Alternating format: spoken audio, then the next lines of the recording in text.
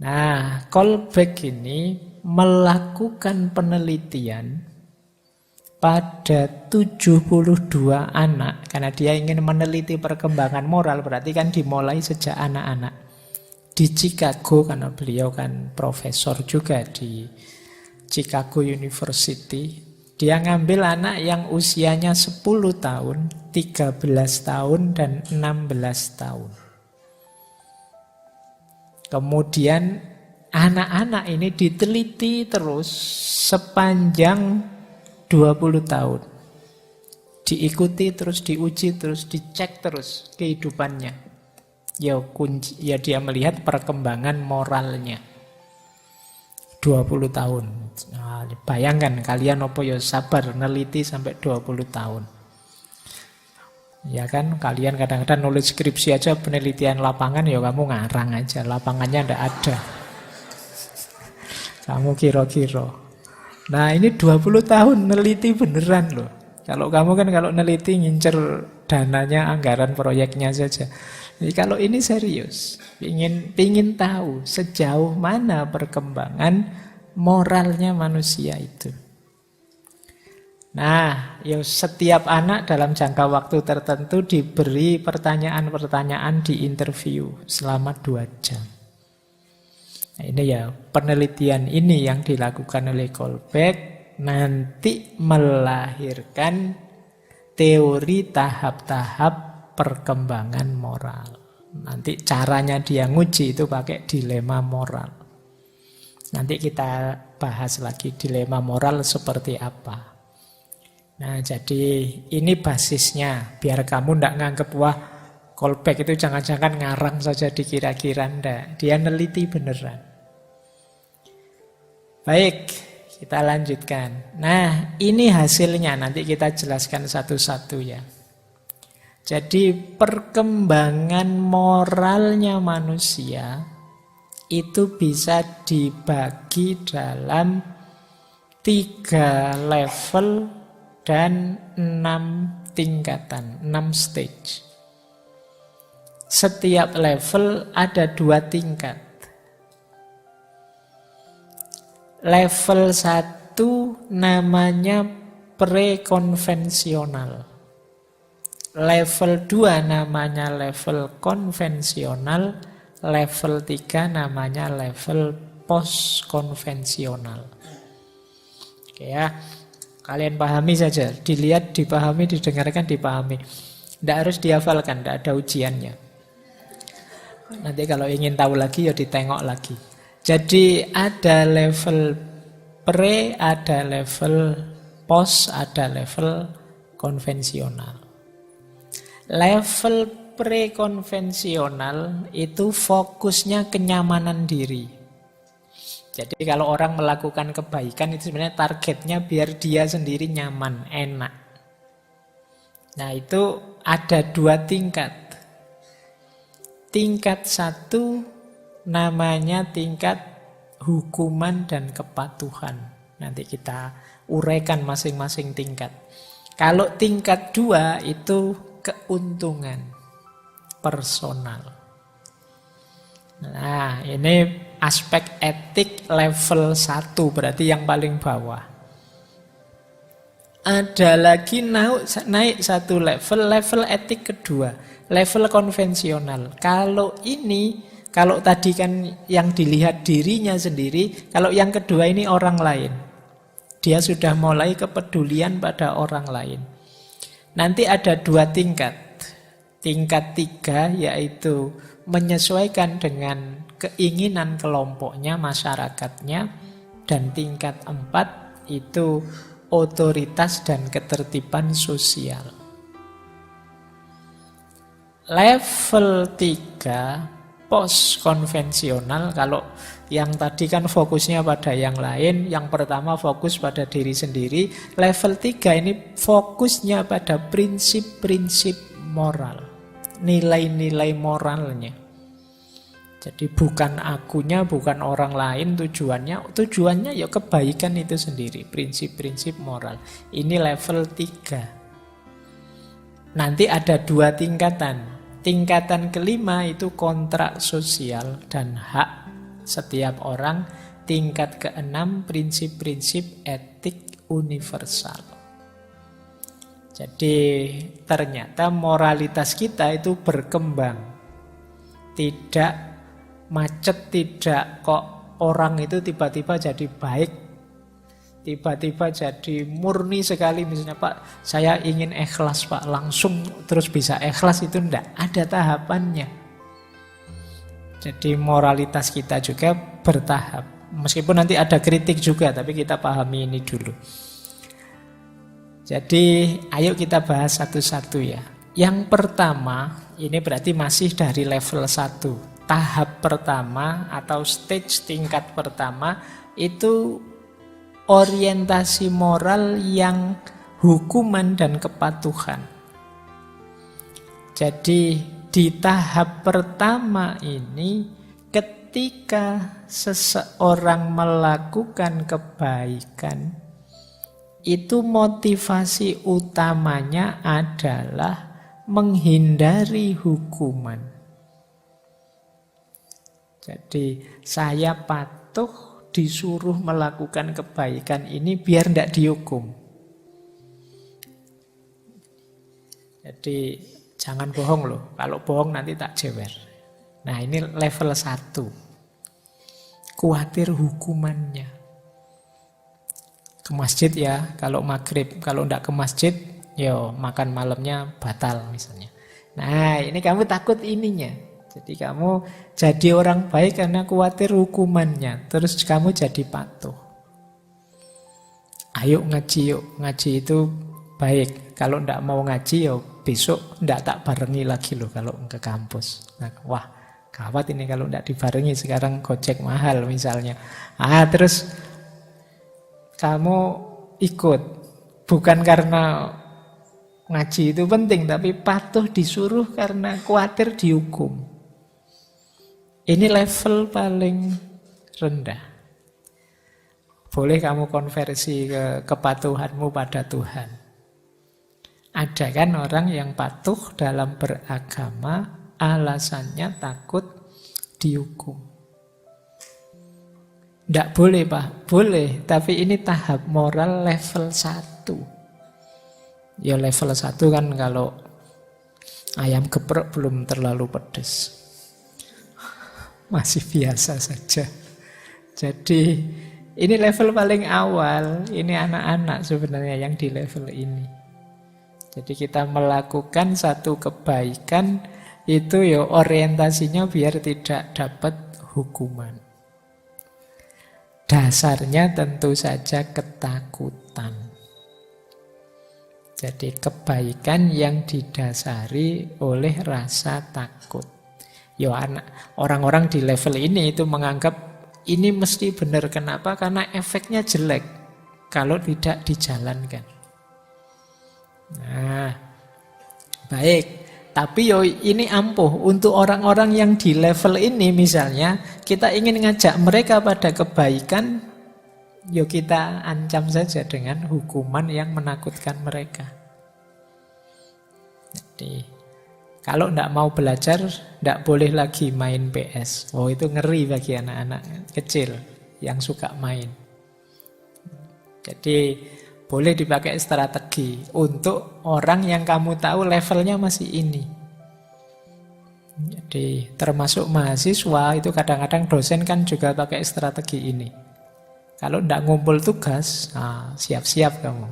Nanti nilaimu jatuh loh ya. Kalau nilaimu jatuh, kamu tidak lulus-lulus. Kalau kamu tidak lulus-lulus, pacarmu lulus duluan. Ngeri itu. Oke. Ya kan kalau dia pulang kampung, wah, apalagi dijodohkan, wah tambah kiamat duniamu. Oke ya. Wah itu kan ngeri. Terus kamu, wah rajin ini, jangan sampai telat ini lulusnya. Baik, ini level moral paling dasar. Tahap 1. Naik satu level tahap moralitas yang kedua. Kalau tadi dasarnya ketakutan, kalau ini dasarnya harapan. Kamu melakukan perbuatan moral karena mengharapkan keuntungan. Jadi yang benar menurut orang di level ini itu yang menguntungkan saya, yang memenuhi kebutuhanku. Kadang-kadang juga yang menguntungkan orang, tapi keuntungan bagi orang itu mengimbas padaku. Jadi, lupa ada orang di level ini, tapi melakukan perbuatan baik pada orang lain loh Pak. Iya, tapi dia melakukan perbuatan baik pada orang lain itu sambil berharap biar orang lain juga baik padaku. Nunggu balasan baiknya. Ah, ini berarti di level 2. Sebenarnya yang dipikir keuntungan dirinya sendiri. Oh, saya sekarang rajin sedekah Pak pada fakir miskin. Biar apa? Biar saya dapat balasan 700 kali lipat. Ya bodoh, yang nyari keuntungan kan balik ke kamu sendiri, kamu kejar keuntungannya. Nah, ini moralitas level 2, tahap kedua. Hanya mencari keuntungan pribadi. Ujung-ujungnya kamu ingin balasan yang baik untuk dirimu.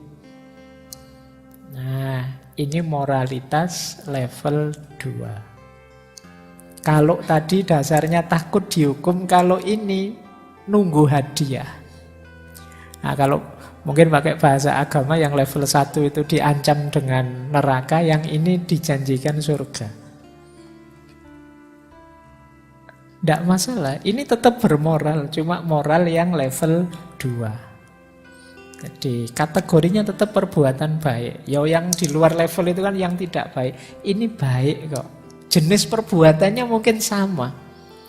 Sama-sama sedekah. Kalau yang pertama sedekah karena takut kalau tidak sedekah nanti dihukum, dimarahi, dikucilkan masyarakat dan lain sebagainya. Nah, kalau yang kedua ini sedekah biar aku dapat balasan lebih banyak. Jadi begitu kamu habis sedekah terus kamu nunggu. Ini sudah 1 bulan loh. Kemarin aku sedekah 100.000 tapi kok enggak dapat 7 juta ya kalau dianukan. Kamu nunggu begitu. Nah, ini mengejar keuntungan pribadi.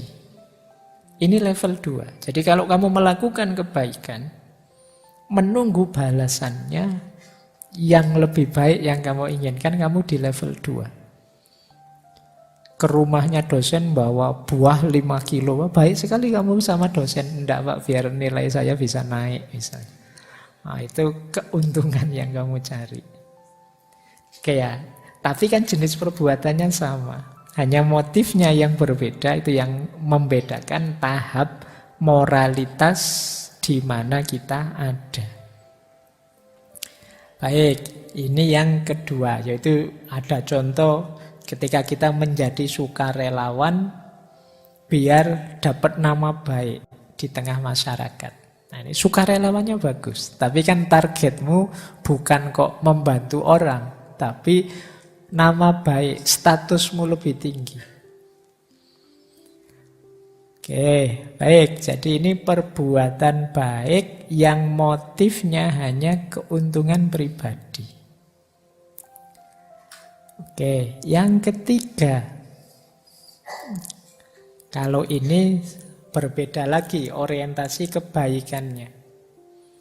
Di level ketiga ini seseorang masuk ke ruang hidup sosialnya. Kalau tadi kan 2 level pertama itu masih sangat individual.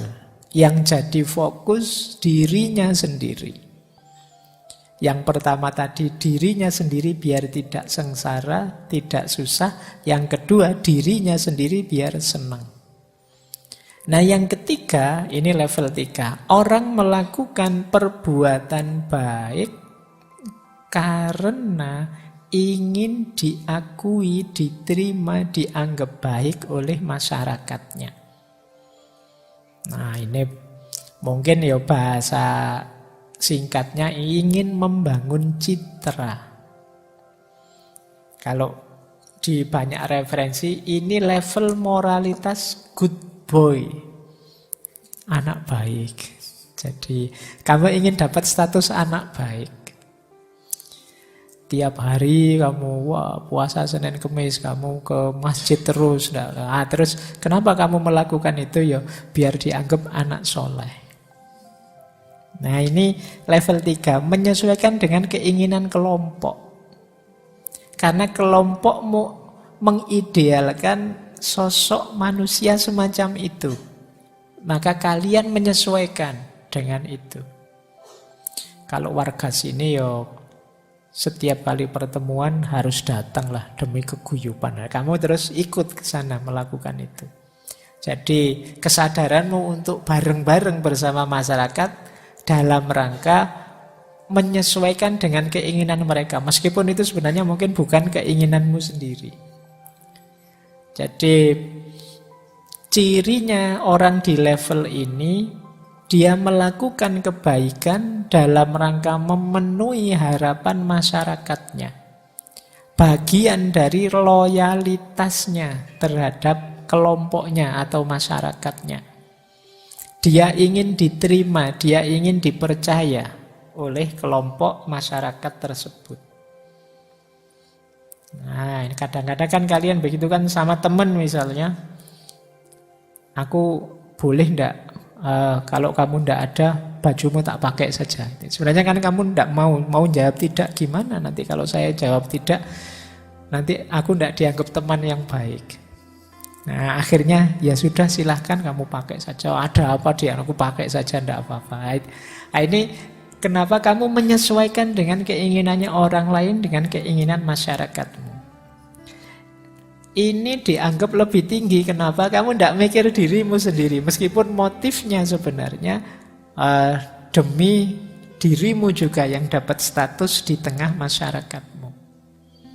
Nah, sekarang banyak di situ saya contohkan, misalnya ada temanmu curang. Sudahlah, kamu tahu saya curang kan, tapi tidak usah diributkan lah, tidak usah rame-rame, biarkan saja.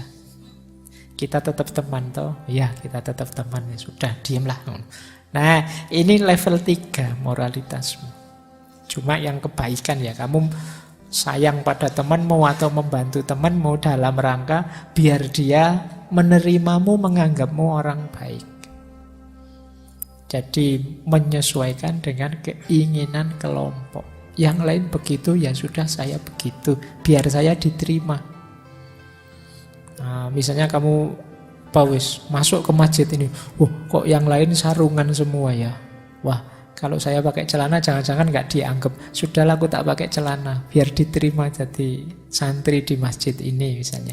Nah ini namanya tahap moralitas level 3. Kebaikan yang kamu lakukan hanya dalam rangka menyesuaikan dengan keinginan kelompokmu. Ya alhamdulillah kalau circlemu circle yang baik. Jadi penyesuaianmu lahirnya perilaku-perilaku baik, kebaikan-kebaikan. Jadi kalau circlemu circle tidak karu-karuan, ya perilakumu perilaku yang tidak karu-karuan. Jadi misalnya kamu punya geng khusus untuk geng kita, cirinya adalah bolos kuliah misalnya. Kalau yang tidak bolos kuliah jangan masuk circle kita misalnya. Kamu biar tetap di circle itu, terus kamu tega-tegakan bolos kuliah. Kalau kayak gitu bunuh diri kamu. Nah, ya bikin circle ya. Seandainya kamu levelmu ada di sini, carilah circle atau bikinlah circle yang positif. Sehingga keinginanmu diterima itu ya melalui perbuatan-perbuatan positif.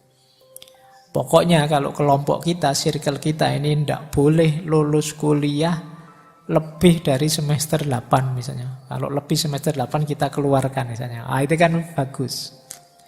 Kalau kelompok kita ini minimal seminggu harus sodako 1 juta ya misalnya. Kan kamu otomatis sodako. Iya. Ya enggak tahu ya sodako. Sopo ngerti ya circle-nya anak-anak konglomerat. Kalau kamu enggak mampu berarti kamu bukan circle itu. Jadi itu tahap ketiga. Menyesuaikan dengan keinginan kelompok. Lanjut ya. Tahap keempat sekarang. Ini lebih tinggi. Di tahap keempat ini, orang memang tidak egois lagi dirinya, sudah keluar dari dirinya. Kalau tadi mengikuti orang lain, kalau ini patuh mengikuti aturan yang sudah disepakati bersama. Misalnya hukum, adat, konvensi sosial. Nah, ini perbuatan baik itu ya menjalankan hukum atau aturan yang sudah disepakati. Mendukung aturan yang ada. Kenapa kok kamu tidak mencuri barangnya temanmu? Di sini ada aturannya, Pak. Tidak boleh mencuri barangnya teman. Nah, ini kamu ada di level 4. Jadi di level ini kamu butuh aturan untuk melakukan perbuatan baik. Kalau aturan-aturannya cocok, ya alhamdulillah kamu jadi orang baik. Baik dan buruk itu definisimu adalah sesuai aturan. Di zaman saya kuliah itu di kos-kosan sebelah saya ada aturan apel paling malam sampai jam 10. Saya tidak tahu sekarang sudah lebih apa malah kurang. Jadi itu kan aturan. Nah, kamu patuh pada aturan itu kan kamu disebut anak baik di tengah masyarakatmu. Dasarnya apa? Kamu mematuhi aturan. Ya meskipun mungkin bagi orang tertentu sampai jam 10 itu terlalu malam, Pak. Wong saya apelnya itu habis asar kok misalnya. Atau bagi yang lain masih terlalu sore, Pak. Oh, sampai jam 10 saya belum sholat isya, nanti tadarusan, yasinan, tahlilan. Oh, bisa sampai setengah 10 itu tidak sempat apel misalnya. Nah, tapi aturan ya aturan. Begitu kamu patuh, kamu disebut orang baik. Jadi kalau apel lihat jam, wah jam 10 lebih 1 menit melanggar aturan kamu sudah. Jadi harus pas maksimal jam 10. Nah, ini cara berpikir hukum dan tertib sosial. Aturan itu kan dibikin untuk tertib sosial. Jadi bayangkan kalau kamu apelnya pulangnya sampai jam 1 apa jam 2. Itu kan namanya bukan apel tapi nginep. Ya. Oke ya, baik. Kadang-kadang ada apel tapi tidak kelihatan karena sandalnya dibawa masuk sekalian terus kamar ditutup. Ya, kamu pengalaman mesti ya yang gitu-gitu. Bapak kosmu tidak tahu kalau ada orang di dalam, sandalnya kamu bawa ke dalam kamar. Oke, ini tidak ngajari lo ya. Biar tidak ketahuan kalau ada orangnya. Baik ya, ini standar keempat. Kalau kalian masih perlu aneka ragam aturan untuk jadi orang baik, ya levelmu level 4. Jadi baik itu didefinisikan sebagai kepatuhan terhadap aturan. Oke, kita lanjutkan lagi. Nah, ini lebih tinggi dari yang keempat. Ini mulai level 3 sekarang. Fokus pada nilai-nilai moral dan prinsip-prinsip moral. Jadi yang pertama itu kalian fokus pada dirimu sendiri. Yang kedua, yang 3, 4 itu fokus pada orang lain di luar dirimu. Yang ketiga ini fokus pada kebaikan itu sendiri. Nilai kebaikan itu sendiri. Nah, ini nanti tahap 5 dan tahap 6. Yang kelima adalah kontrak sosial dan haknya individu. Orang menyebut yang kelima ini kadang dengan istilah utilitarianisme rasional. Fokusnya apa? Kebaikan itu harus didasarkan pada tercapainya kebahagiaan sebagian besar orang dan tidak melanggar hak-hak individu. Jadi individu itu dipandang punya nilai sendiri, boleh punya pendapat sendiri yang harus kita hargai. Bahkan bila perlu, hukum, aturan, adat yang tidak menghargai individu, ya harus diprotes. Aturan kok malah menyusahkan, ya harus diperjuangkan untuk diganti. Ini di level 5. Jadi yang diperjuangkan apa? Nilai-nilai dasar kemanusiaan. Ada sih Pak sekarang aturan, tapi kok rasanya tidak adil, ya protes. Jadi ini di level 5 ini fokusnya pada hak-hak individu, kemanusiaan, juga kontrak sosial. Kontrak sosial itu kesepakatan bersama. Jadi kalau ada kesepakatan bersama, ya semoga tidak nabrak hak-hak individu. Atau kesepakatan bersama dalam keburukan. Harusnya kan sepakat itu dalam kebaikan. Mungkin saja orang sepakat dalam keburukan. Nah ini harus diprotes. Karena kebaikan itu merupakan haknya individu masing-masing orang. Jadi kalian jangan bikin kontrak sosial, yuk kita sepakati bareng-bareng ya. Kita bolos saja misalnya, tidak boleh. Meskipun kesepakatan itu kan nanti hasilnya nilai kebenaran. Sesuatu yang disepakati itu kan jadi kebenaran yang berlaku bagi yang menyepakati. Tapi di level 5 ini ada fokus pada hak. Tidak boleh ada yang dilanggar haknya, tidak boleh ada yang dizolimi. Kalau ada aturan kok nabrak melanggar hak kezoliman dan lain sebagainya, ya dia harus diprotes.